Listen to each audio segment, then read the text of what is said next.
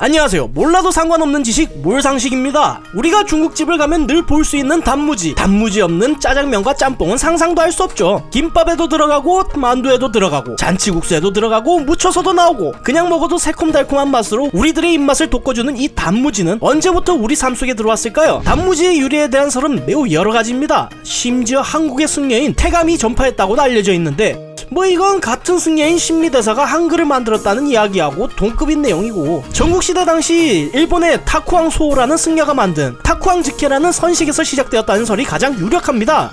일단 승려는 맞긴 맞네요. 아무튼 타쿠왕은 절에서 장기간 동안 보관할 수 있는 간단한 음식을 만들기 위해 쌀기와 소금으로 물을 절이고 버무린 뒤 항아리에 담아 익히는 방법을 개발하게 됩니다. 이후 그가 있던 동해사라는 사찰에서 당시 쇼군이었던 도쿠가와 이에미치가 방문하게 되는데, 쇼군이 뭡니까? 그 당시 일본의 최고 권력자잖아요. 산의 진미에 익숙해져 있던 쇼군에게 뭐라도 대접해야 되는데 절에 고기 같은 게 있을 리가 없고 그냥 이 무절임에다가 밥을 내주게 되었죠. 이게 먹힐까 싶었지만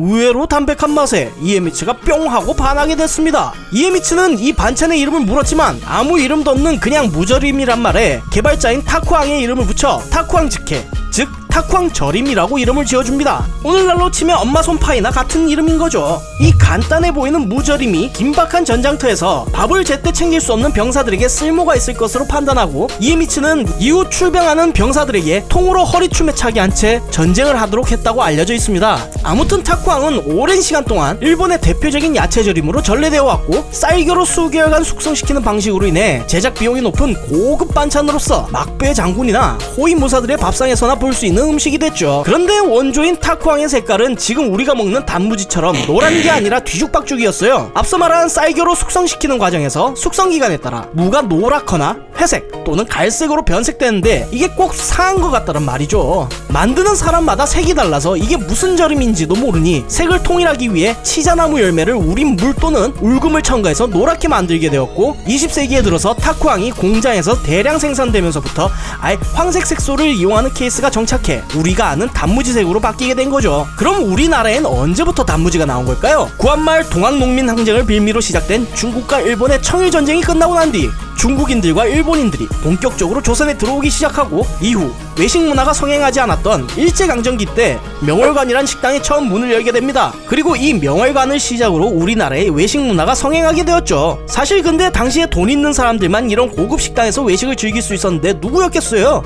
바로 일본인이었습니다. 이 일본인들을 대접하기 위해 당시 고급 반찬이던 타쿠왕을 내오게 되었고, 이것이 우리나라에 정착하게 된 것이죠. 중국집에서 타쿠왕을 반찬으로 내게 된 것도 역시 일제강점기 동안 인천에서 문을 열기 시작한 중국인들의 요리집이 외식 열풍으로 인해 전국으로 퍼져나가면서 마찬가지로 주고객인 일본인들의 입맛을 고려하여 내오게 된 것입니다. 아이러니하게도 조선에서 팔지만 당시 대부분의 조선 사람들은 먹어보지도 못한 씁쓸한 역사가 있죠. 그때까지도 타쿠왕이나 닭광으로 불리던 이 고급 반찬은 시대가 흐르고 급성장한 한국의 경제 상황에 맞춰 만만하고 친숙한 식재료가 되었고, 부르는 이름이 타쿠왕에서 단무지라고 변하게 되어 가장 성공적으로 일본의 잔재를 털어낸 단어가 되었죠. 17세기에 일본의 승려가 고안하고 19세기 말 한국에 온 중국인들이 운영하는 중국집에 등장한 한중일의 근대 역사의 흐름이 고스란히 녹아있는 단무지는 어엿한 한국의 대표 반찬이 되어 우리의 밥상을 지키고 있습니다. 몰라도 상관없는 지식 몰상식, 다음 시간엔 좀 더 재미난 이야기로 찾아뵙겠습니다. 재밌게 보셨다면 구독과 좋아요를 남겨주세요. 저에게 큰 힘이 됩니다. 감사합니다.